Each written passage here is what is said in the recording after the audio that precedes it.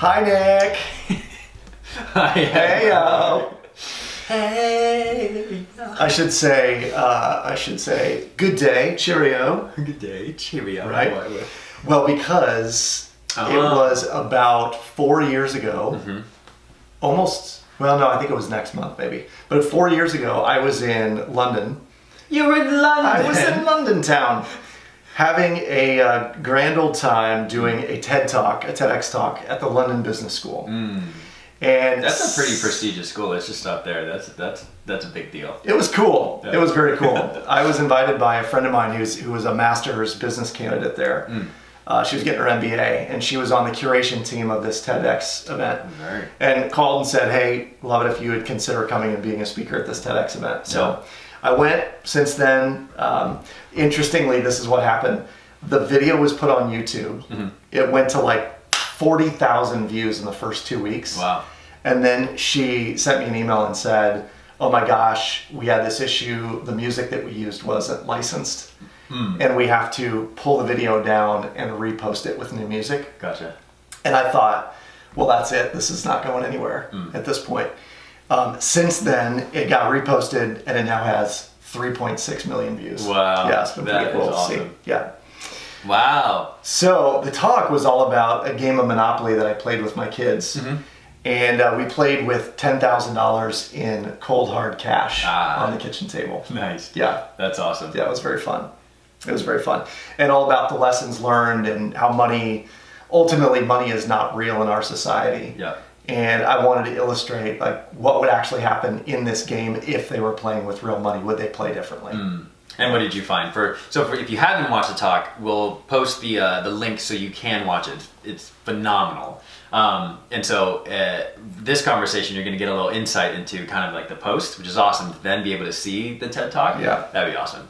But what did you find? What was the biggest takeaway when you swapped, the Monopoly money for cold hard cash? Yeah, well, first of all, they played with a level of intensity they had not played with before. So when it was just Monopoly money, which, it's funny, people use that as like, oh, it's just Monopoly money. Yep. When they were using Monopoly money, they were playing the game for the game's sake. It was like they wanted to go around the board, they wanted to collect $200, they wanted to get chance at community chess cards. And then when we started playing with money, it was like, oh, I'm going to buy properties and I want to know how much I have and you owe me this much. And, there was a little more seriousness at which they played the game.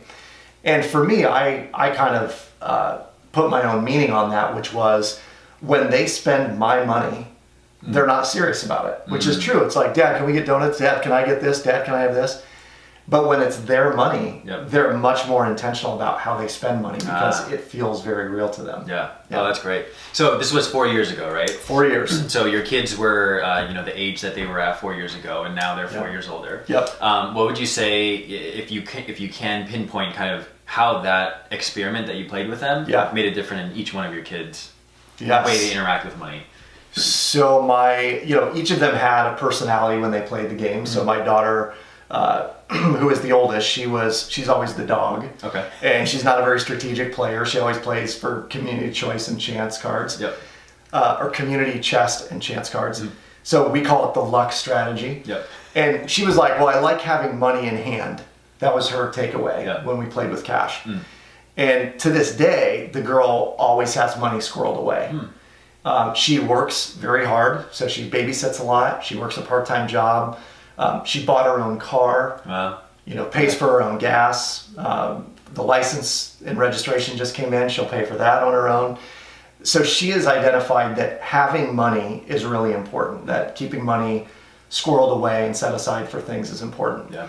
My middle son is a very strategic player. So he was all about, he bought Boardwalk and Park Place when we played. And then when we played with real cash, he was buying Oriental and Baltic Avenue. Yeah.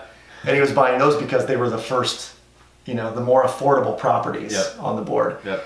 So for him, he's really more focused on how does he get the most out of his money.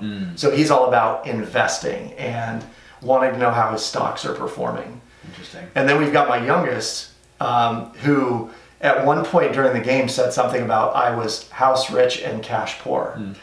That's awesome. And at the time I was 7. Yeah. right? That's great. So he said, well, I was out of cash. I was cash poor. And I said, yeah, but you were house rich. He's like, yeah, I'm house rich and cash poor.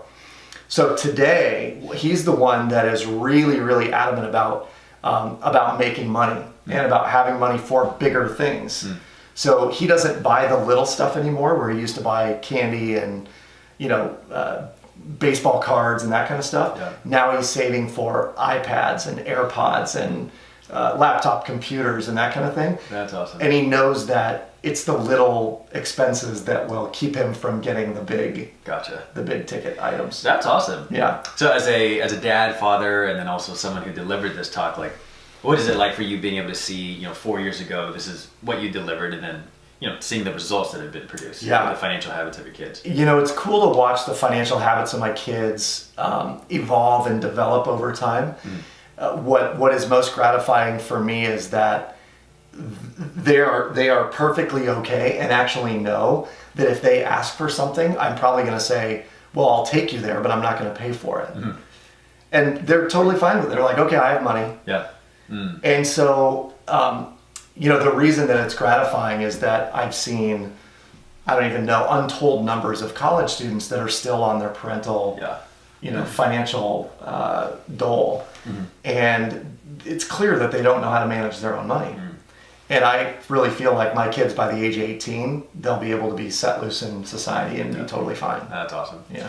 Because money is not real. It is a very real thing. It is very real. It is very real. It feels unreal, by and large. Like the whole talk was about abstraction, that we've made money very abstract. And we did a show about debit and credit cards. You've talked about Venmo on the show. Yeah. And I always say Venmo, like when people pay me with Venmo, it could be beads or beans or chickens. It's like, there's no real tangible value to it until it's transferred out and put into money, right? And we did a show on Bitcoin. The reason Bitcoin has taken off is because money is so abstract today. That's actually really funny. When I receive a Venmo, a balance in my Venmo, I'll automatically transfer to my bank, so I see it there. Because otherwise, it really does occur like, this is just money that's being exchanged between people, and like, it's not really here. Right. Yeah. So, well, I mean, it is, but it doesn't seem like it is. So interestingly, on that note too, the money that is transferred in Venmo only seems real when it goes to your account, right? Yeah. Money spent on a credit or a debit card feels unreal for most people. Standard & Poor's did a research project where they found that it was at a McDonald's, and they sat and they watched all the people who had transactions at McDonald's, and they studied something like 10,000 transactions. People who use plastic spent 12 to 17% more in their visit to McDonald's than those who use cash. And I'm guilty. We go in, it's like, well, what else do you want? Can I get a cookie? Yeah, sure, I don't care, because I've got this. But if it's like, no, we only have $20 and we're at 17, I'm not going to have you spend, a little bit more. Yeah. Oh, that's so interesting. Yeah. That's cool. Okay. In the last 4 years, what are some of the feedback, commentary that either has surprised you, you really appreciated? How has the feedback, caused you to grow as a person? Yeah, oh my gosh. Well, first of all, you realize that there are a lot of internet trolls out there. The trolls. And they will make comments, and they get, I guess their justification or validation by commenting on somebody's stuff. So there have been a lot of people that will say things like, oh, it must be nice being part of the 1%, which is crazy to me because, 1%ers in our society, I am not it. Like I'm so far removed from that. Essentially what they were saying was, oh, it must be nice to be able to pull $10,000 out in cash. Little do they know, and maybe I mentioned it in the talk or not, but it was pulled out of my home equity line of credit, right? So it's pulled out of my home equity in cash and then put right back into my home equity. There's a lot of comments like that I thought, okay, this is either people being jerks or they're just naive, right? Yeah. Then there were a lot of comments around, oh wow, this is so smart. His kids must be, very intelligent around money. We had some that said, this is exactly why casinos use poker chips, which is true. Yeah. Because it separates money and what they're actually using, right? And now casinos use cards. They put cards in the machine. You don't even use coins anymore. So yeah, some very interesting commentary. I think there's something like 2,000 comments on the talk, which is part of the reason it went viral. I think it was a combination of number of views, number of thumbs up, and number of comments. Yep. Got it. Okay. Well, it sounds like there's a lot of juice in these comments, so you're gonna There's have a lot to of definitely juice. watch the YouTube video Yeah. and on the TED Talk. Anything else you want to share about the $10,000 experiment? Well, this goes back to that ability to take out $10,000. Yeah. And I think that was the comment that shocked me the most, was that people thought that was some insurmountable amount of money to come up with. Yeah. And I don't mean for this to come across as entitled or what did they say? One of the comments was, I reek of privilege. And I will say that I'm self-made. No one gave me anything, right? Do I? Yeah, no privilege. Okay, good. Hard work. There you go. Sweat and hard work. But I think that people out there need to do their utmost to save $5,000 just to prove to themselves that they can. Yeah. And then save $10,000 just to prove to yourself that you can. Yeah. Because the ability to go to the bank and pull out $10,000 should not be a privilege. It should be just something that people can do over time if they make really good choices. Yeah. Part of the reason for the mastery of money is, let's help people get to that point. Like, you gotta learn, you gotta walk the walk and do all the steps necessary in order to be able to do that at some point. Yeah.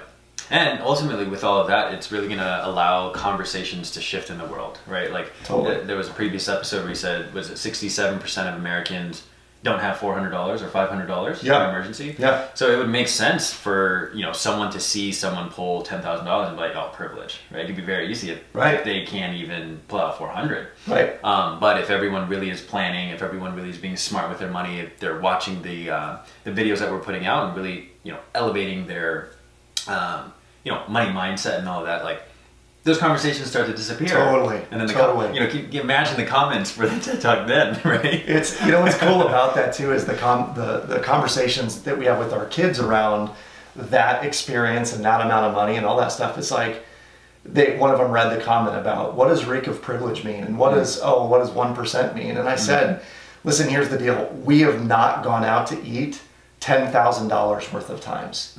That's the difference between us and other families that can't come up with that amount of money. We don't eat out. And because we don't eat out a lot, maybe once or twice a month, we're not spending $10,000 in dining. Yeah. That's the biggest difference. Yeah. So it boils down to, what are the choices you're making and what are the choices other people are making, in my opinion. Perfect. Yeah. Beautiful. Awesome. Thanks for chatting about this. Yeah, definitely. This was a lot of fun. Yeah. I got a lot from it. So our invitation to you, it's not a challenge, it's an invitation that you will definitely want to take up, is really to watch the TED Talk, the $10,000 experiment, what happens when money is not real, that Adam Carroll gave. Again, it has over 3.6 million views. Really excited to share this with you. If you have not watched it, watch it. And if you've watched it, watch it again. I promise you, you'll hear it differently after this conversation. Thanks, man. Yep. And to leave, the 2 cents of positive comment. That would be awesome. Yeah. Make me feel better at least when I read the comments. Oh, perfect. All right. On tomorrow's episode, we are going to be talking about how to manage your money when you are in college. Important. Yeah. Very good. Very cool. See you then.